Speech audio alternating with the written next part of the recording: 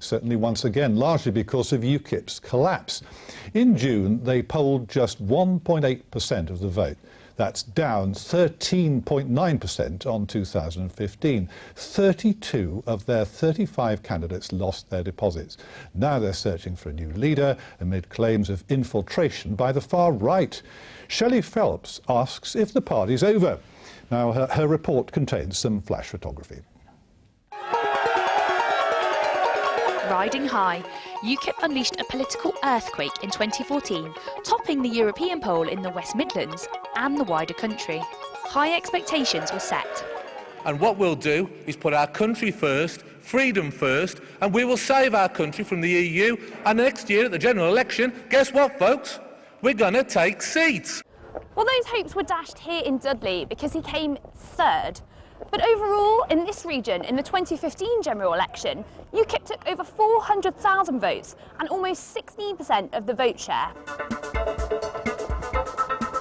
Go out, persuade people, bully people. Bit of a scrum, isn't it? It's like a rugby game, isn't it? Hello. Nigel Farage's Brexit bus tour took him from Dudley to Stoke, and his message certainly resonated. Leave got their best result here, and the West Midlands became the Brexit capital of Britain. But then the party lost its star attraction. During the referendum campaign, I said, I want my country back. And what I'm saying today is I want my life back. Gareth, Labour Party, 7,800.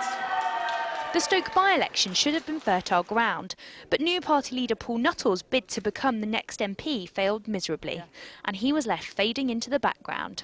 Worse was to come at June's snap election, when all the gains made 2 years earlier were reversed. But do the public think UKIP is finished? I hope so, yeah. They're going through a bad time. I think they'll recover, like all parties go through this. It's only just starting. More power to UKIP. Don't forget to vote, ladies and gents. I think they ought to finish, because the Labour Party are much better. 7 candidates are battling it out to be the next leader.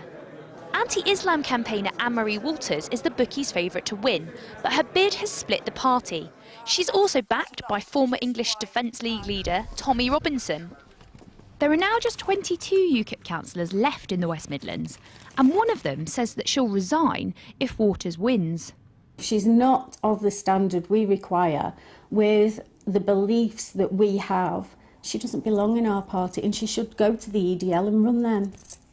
Earlier this year, one of UKIP's 3 MEPs in the region resigned from the front bench over the party's election pledge to ban the burqa. But he says there's no need to panic yet. Well, I completely disagree with pretty much everything she says. I think when she's beaten, and I think she will be resoundingly beaten in this leadership election campaign, but we can actually use that as a pointer and say to our opponents, actually, you know, we've had this debate and it was well and truly trounced. In town halls like Dudley, UKIP are working with other parties to help run things. So what do they make of it all? Well, I don't recognise any of the current UKIP members on Dudley Council as being to the extreme far right. So I think they would be as appalled as anybody else if their membership votes with a leader with such distasteful policies. So I would expect that if that happens, if the worst case happens, then really I expect the National Party to implode upon itself. A post-Brexit rebrand is underway at UKIP, but unless there's a rapid turnaround in fortunes, scenes of success like this will be a thing of the past when next May's local elections come around.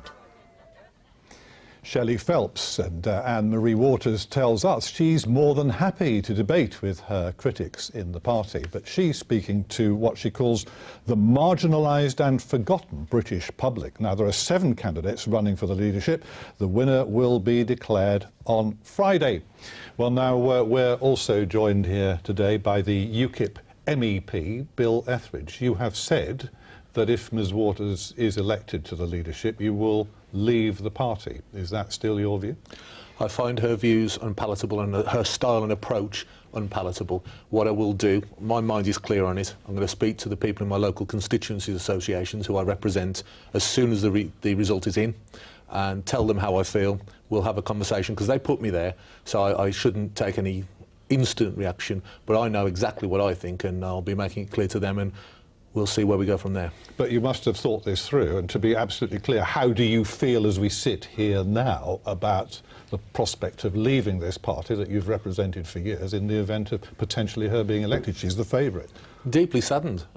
We saw some great footage there of Nigel coming to Dudley and my comments about winning seats at the next election, which I knew might come back and hit me. But the point is, I love what UKIP represents, and I love but what it really represents, the patriotism, the freedom loving, the liberty, the smaller state. That's what I believe in, and that's what the party was formed for.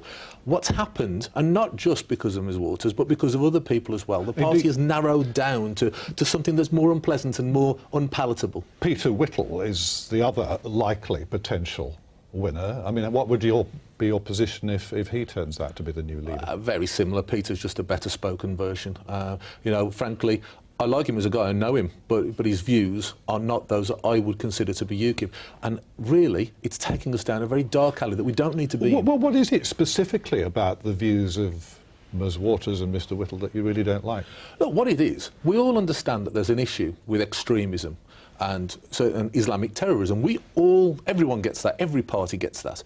But within UKIP, it so happens that these couple of candidates have really struck a note with people by pushing this to such an extreme point themselves, where no other policy is applicable. We don't hear anything about the economy. I'd rather hear of someone talking about having read Adam Smith's works than the Quran.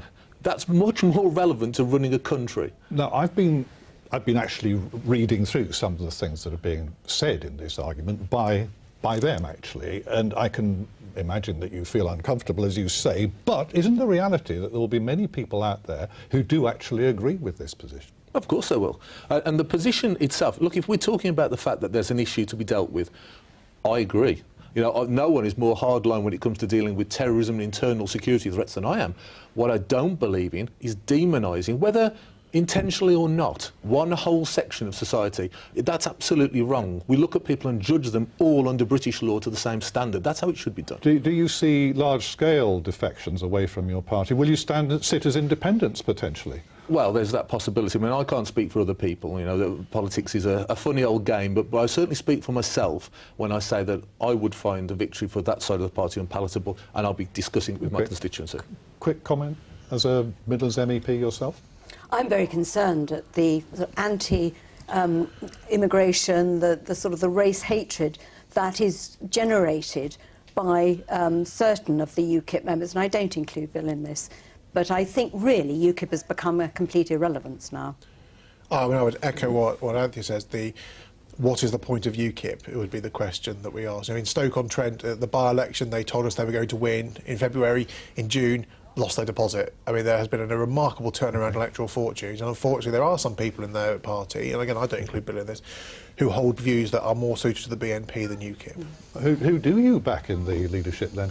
Well, I'm supporting John Rhys-Evans, who is a candidate who's more on the libertarian wing. He's got some ideas on direct democracy, and most importantly of all, he has a rounded view of things. OK, we'll be watching. We'll see what happens next week. Thank you. Many thanks to Bill Etheridge for being with us here today. Right, let's catch up with the rest of the political developments making the news here. Our roundup in 60 seconds is brought to us today by Catherine Stanchesh.